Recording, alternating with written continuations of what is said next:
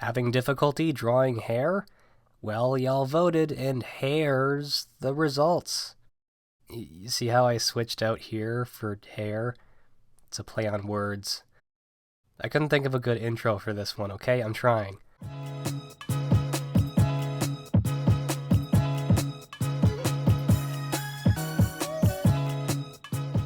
A common mistake beginner artists make when drawing hair is placing the hair too far away from the scalp, making it appear as though it's floating.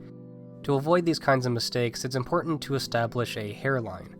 The front portion of the hairline, assuming it's not receding, will be about a nose length up the forehead starting from the eyes. The hairline will then drop slightly as it follows the temples of the head before ending either near the top or bottom of the ear. The side portions of the hairline, by the way, are good for showing the flatter side planes of the head, which will still be visible from a front-on view. Now we can place the hair on top, making sure it's not floating too far away from the scalp. Even thicker hair will sit more closely to the surface of the head than you'd expect. As always when drawing, we're focusing on the largest shapes first. Also notice how this hairstyle overlaps slightly on one side. Something else to keep in mind is where the hair parts, which creates an indent at the back. This part will vary from person to person and may be located on the left side of the head, the right side, or straight down the middle. Also notice how we can see the hair slightly just behind the ear, showing where it squares off at the back. Now on to a female example. Once again, we establish the hairline, and it's worth mentioning how, for this hairstyle, the hairline ends at a point instead of being squared off. I tend to use the squared off look for male hair and the pointy version for women, though it's purely a personal choice. Then we draw the largest shape first, which encompasses the head, before moving on to smaller strands of hair near the edges to make it look a little more lifelike. Sometimes when drawing hair, I'll also create a very thin space near the hairline to imply separate strands of hair. I've also added an extra line at the side to communicate that this character has her hair tucked behind her ear. Looking at this drawing now, I should have added a little more volume to the hair at the back to make it look less flat. I prefer to draw things in a very simplistic way purely to save time, but to give you an idea of just how simplified hair can get, take a look at these Invincible comic panels. Eve's hair is literally a single flat shape that overlaps on one side and partially covers her face in order to show depth. Mark's hair is slightly more complex with some individual strands, as well as some smaller lines along his hairline, but it can still be boiled down to a single flat shape.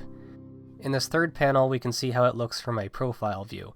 His hair curls at the front, follows the hairline down to the ear, goes around the ear before squaring off at the back. I've likely said this in a few videos by now, but silhouette is an important concept here, especially when drawing characters from a distance.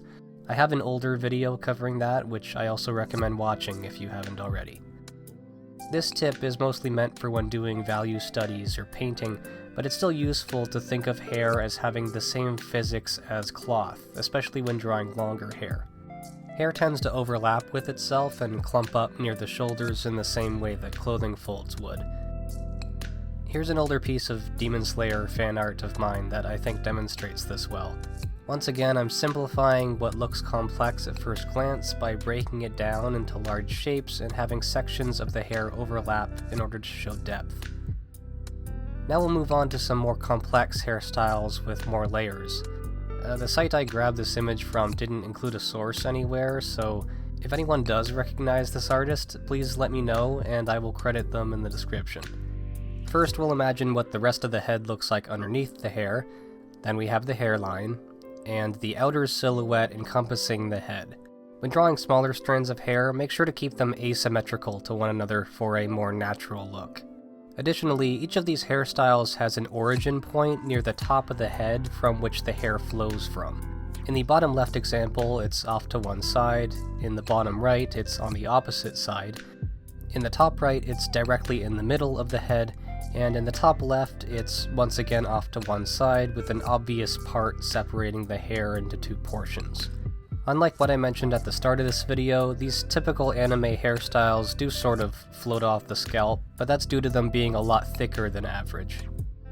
Lastly, I've included some promo art for that volleyball anime just because I wanted a lineup to illustrate how varied these hair designs can get.